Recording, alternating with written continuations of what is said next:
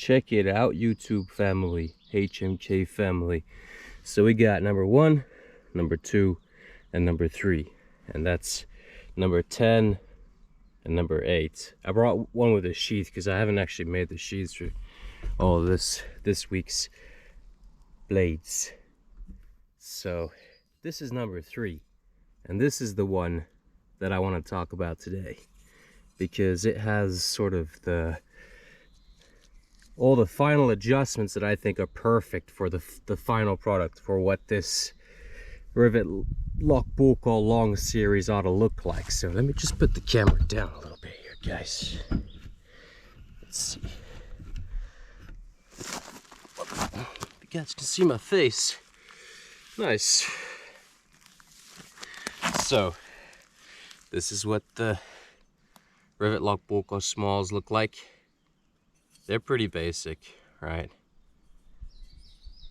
They're forged from round stock, quite light. So that's how the sheath works.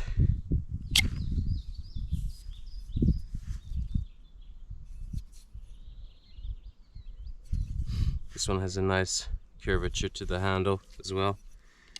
So, and then you hear the click. So I have one here for this one. So this was rivet lock bolt call serial number 1. And as you can see, last few days we've been beating around some logs and stuff like that, and it's been getting some scratches and some wear, so we can every day sort of keep track of what it's like to own one of these. So I'm trying to do an everyday video of basic stuff with this particular rivet lock bolt call one. Now this one has the same handle length as the rivet lock bolt call smalls, so it was number 1, and I just wanted to see what it's like. This is perfectly fine for me. It's totally fine. This works really well. But you know, in terms of averages and in terms of, I'll just hold this up so you guys can look at it.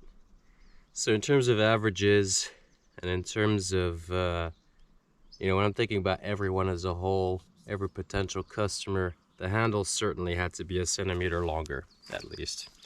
And then so I added that curvature. I have a limitation on a maximum length, and this is the maximum overall length that I can do.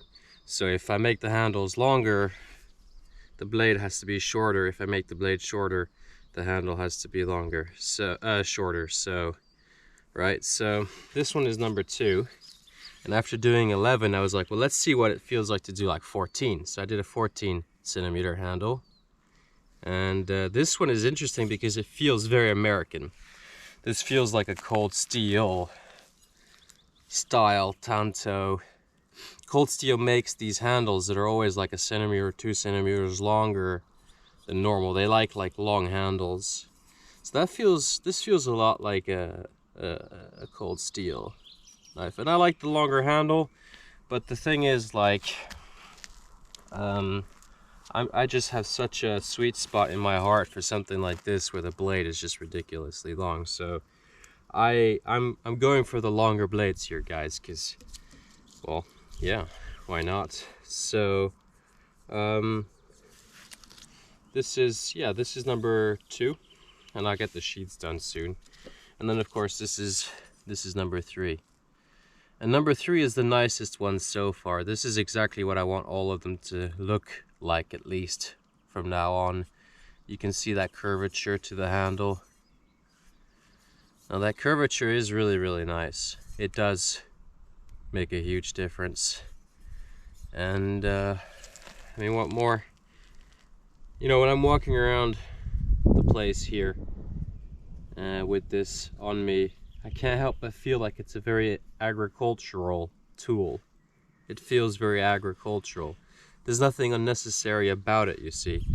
And if somebody wanted to, they could stick this on the end of a staff, you know, and use it as like a branch chopper or whatever.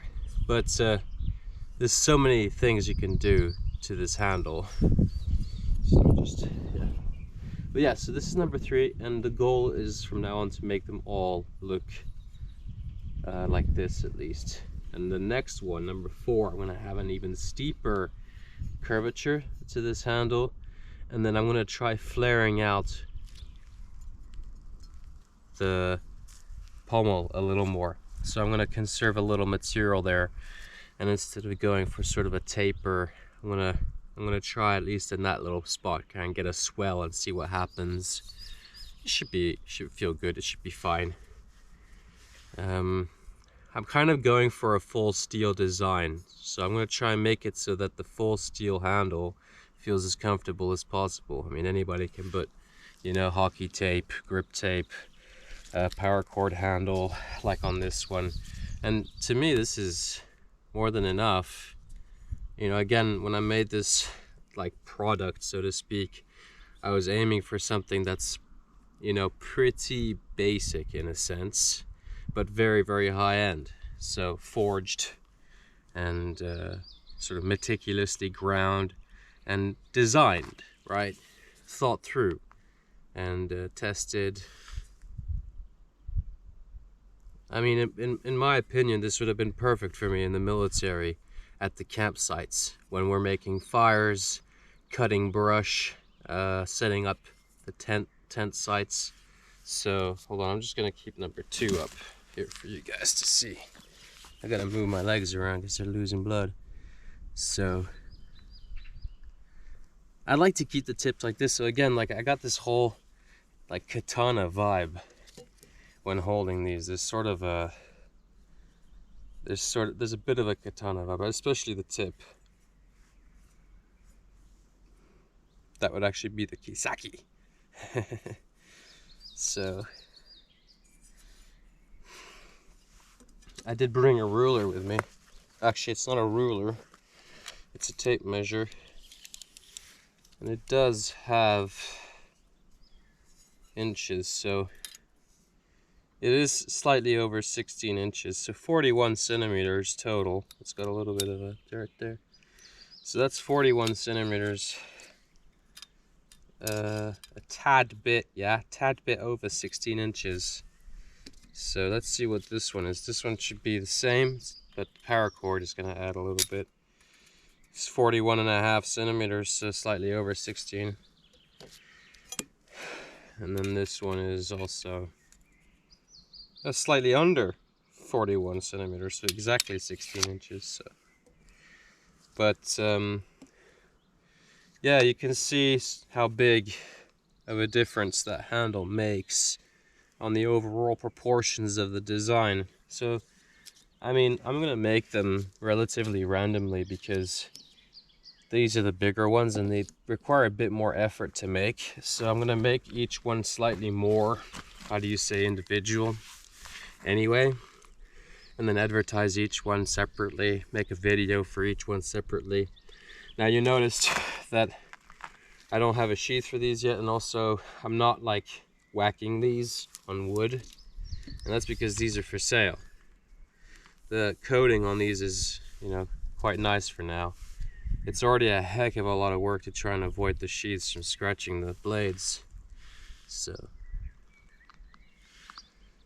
very light, very easy to have around, very easy to work with, casual stuff. It chops. I'm gonna put these down here. And if we want to look at sort of some similarities, so now you can imagine you got these two in your pocket. You know, what could go wrong? You do this for most of your basic stuff. Maybe you're having a little snack or whatnot. One thing that I've understood with a lot of actual operators like SEAL guys and stuff is that often their blades get smaller and smaller and higher quality over time.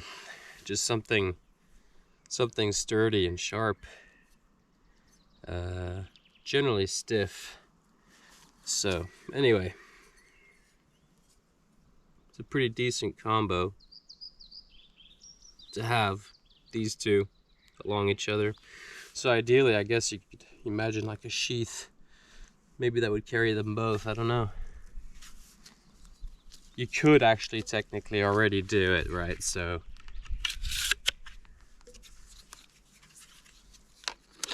right, here, for example, there's a, you know, maybe like this. Depends how you want to store it. So I do very basic sheaths. With the rivet locks, this is it, you know.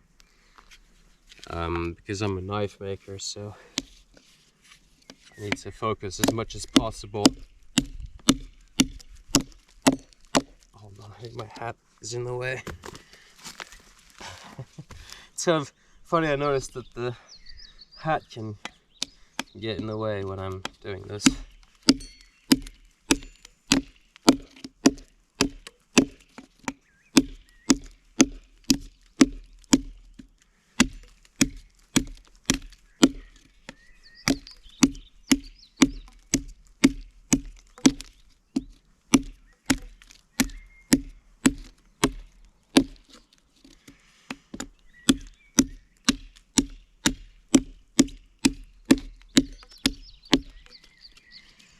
It chops pretty good. Again, it is very light, so you need to use a little bit more force, but it bites, which is very important. Oops.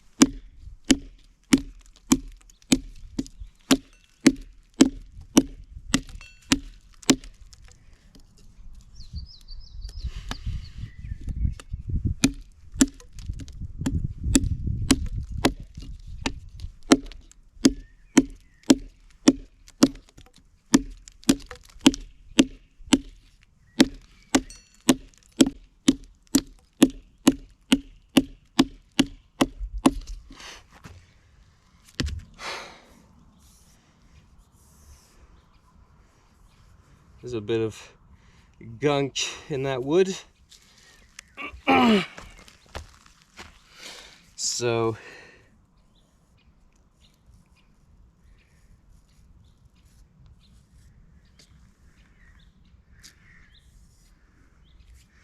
it shaves hair after a few days of chopping. Thing is, if you stick to clean wood,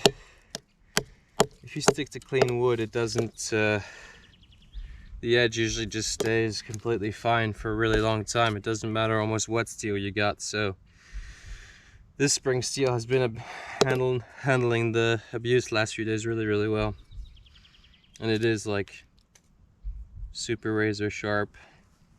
It's let's see if there's like a good, you know, I was gonna actually bring a plank out here and I forgot, but we'll do that tomorrow.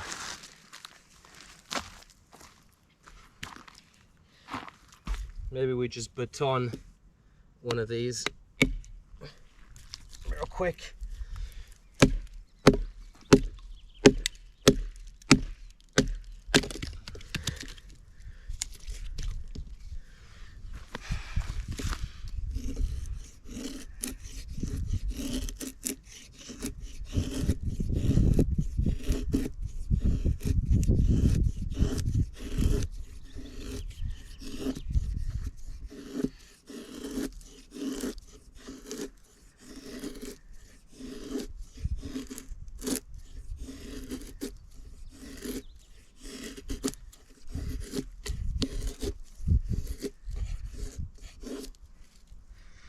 Pretty good.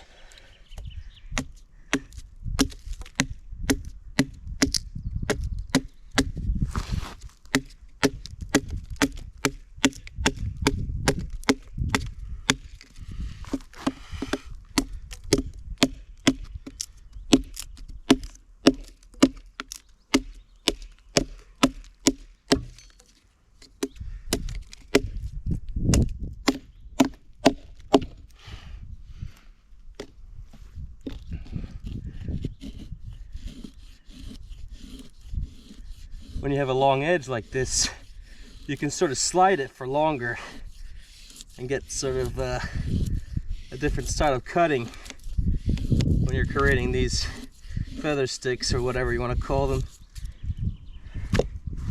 Pretty cool.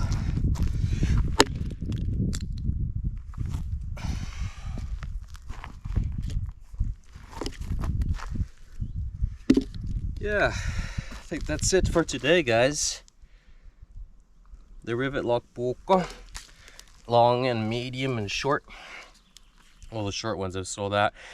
Plus they need a bit of an update anyway, so keep staying tuned. Stay tuned. Or stay in tune. And visit me on Instagram, please. There I do a lot of uploading. It's actually much more easy to get in contact with me there, because if you want to order one of these, it's possible that you have to pre-order it, and that's easier done through me on Instagram. And I'll be able to upload these pretty soon on the website as well, but I need to get the sheets made first, and I have a big fair this weekend, so I'm actually holding some of these knives for that fair, and then whatever is left over I'm going to put on the website afterwards anyway. So you guys have a wonderful evening or morning wherever you are, and I hope you guys all the best of luck. And if you're ever interested in a interesting, humble, little or long forged little parang style, bayonet style, I mean, there's so many names you can give this, katana style, chopper blade. I'm in love with this design so much. Alright guys, and I think that's it for today.